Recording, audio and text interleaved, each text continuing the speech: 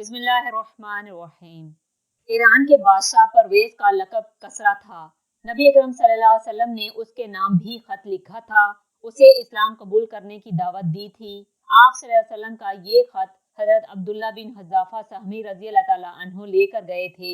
کسریٰ کے دربار میں جب آپ صلی اللہ علیہ وسلم کا خط مبارک پڑھا گیا تو اس بدبخت نے غصے میں آ کر خط پھاڑ ڈالا اور غصے میں آ کر یمن کے گورنر کو یہ پیغام بھیجا، جس شخص نے مجھے یہ خط لکھا ہے اسے گرفتار کر کے میرے پاس بھیج دو۔ کسریٰ نے حضرت عبداللہ بن حذافہ سہمی رضی اللہ تعالیٰ عنہ کو بھی دربار سے نکلوا دیا۔ حضرت عبداللہ بن سہمی اسی وقت مدینہ منورہ کی طرف روانہ ہو گئے۔ وہاں پہنچ کر جو واقعہ پیش آیا بیان کر دیا۔ نبی اکرم صلی اللہ علیہ وسلم نے یہ سن کر ارشاد فرمایا، جس طرح اس نے میرے خط کو پرزے پرزے کیا ہے، اللہ تعالیٰ اس کی سلطنت کو ٹکڑے ٹکڑے فرما دے گا۔ ادھر کسریٰ کے حکم پر یمن کے گورنر بازان نے 2 فوجی مدینہ منورہ روانہ کر دیے تھے اور انہیں ایک خط بھی لکھ کر دیا تھا۔ جب وہ دونوں فوجی حضرت صلی اللہ علیہ وسلم کی خدمت میں حاضر ہوئے تو نبوت کے رعب اور جلال سے تھر تھر کانپنے لگے۔ دونوں نے مونچھیں بڑھا رکھی تھیں، داڑھیاں منڈوائے ہوئے تھے۔ نبی کریم صلی اللہ علیہ وسلم نے ان کی طرف دیکھ کر فرمایا، افسوس ہے تمہاری حالت پر، تمہیں ایسی صورت بنانے کا حکم کس نے دیا ہے؟ انہوں نے کہا، ہمارے رب کسریٰ نے۔ اس پر نبی کریم صلی اللہ علیہ وسلم نے ارشاد فرمایا، میرے رب نے مجھے داڑھی بڑھانے اور مونچھیں چھوٹی کرانے کا حکم دیا ہے۔ اب انہوں نے کہا، ہم آپ کو گرفتار کرنے کے لیے آئے ہیں تاکہ آپ کو کسریٰ کے دربار میں پیش کر سکیں۔ اگر آپ ہمارے ساتھ نہیں چلیں گے تو کسریٰ آپ کی پوری قوم کو ہلاک کر دے گا۔ اس پر نبی کریم صلی اللہ علیہ وسلم نے فرمایا، تم اس وقت جاؤ، کل آنا۔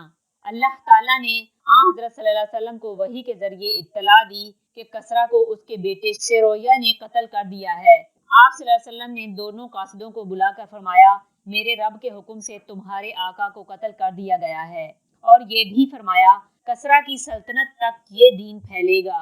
پھر آپ صلی اللہ علیہ وسلم نے بازان کو پیغام بھیجا کہ اگر وہ اسلام قبول کر لے تو اسے یمن کا گورنر برقرار رکھا جائے گا۔ ان دونوں سپاہیوں نے آپ صلی اللہ علیہ وسلم کے فرمان کے مطابق کسریٰ کے قتل کی تاریخ لکھ لی۔ یمن پہنچ کر ان دونوں نے بازان سے کہا، ان بزرگ کی باتیں کسی بادشاہ کی نہیں ہیں بلکہ نبی کی معلوم ہوتی ہیں۔ اب انہوں نے طے کیا کہ اگر محمد صلی اللہ علیہ وسلم کی باتیں درست نکلی تو ہم ایمان لے آئیں گے۔ چند دن بعد شیرویہ کا پیغام بازان کے نام موصول ہوا۔ اس نے لکھا تھا، کسریٰ کو قتل کر دیا گیا ہے۔ اس طرح حضرت صلی اللہ علیہ وسلم کی پیشن گوئی ہر باہر پوری ہوئی۔ کسریٰ کے تخت پر شیرویہ نے قبضہ کیا، لیکن اس کی حکومت 6 ماہ سے زائد نہ چلی۔ اس طرح کسریٰ کی حکومت ٹکڑے ٹکڑے ہو گئی۔ یہ 400 سال پرانی حکومت تھی۔ 8 سال کے اندر اندر پورا ایران فتح ہو گیا۔ یہ تھا نبی کریم صلی اللہ علیہ وسلم کے نام مبارک کو پھاڑنے والی گستاخ رسول حکومت کا انجام۔ خود بیٹے کے ہاتھوں باپ قتل ہوا اور حکومت بیٹے کو بھی نصیب نہ ہوئی۔ اب پھر یہود و نصارہ کی کئی گستاخ حکومتوں نے پر پرزے نکالے ہیں۔ برا وقت انہیں آواز دے چکا ہے۔